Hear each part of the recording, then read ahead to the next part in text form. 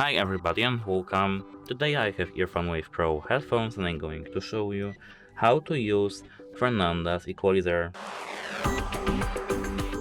At first, go to EARFUN Equalizer, and as you can see, here we have Fernanda's signature. You have to tap on it, and here as you can see we have Fernanda's signature. Enjoy Fernanda's sound. You can tap on ANC Equalizer or normal Equalizer.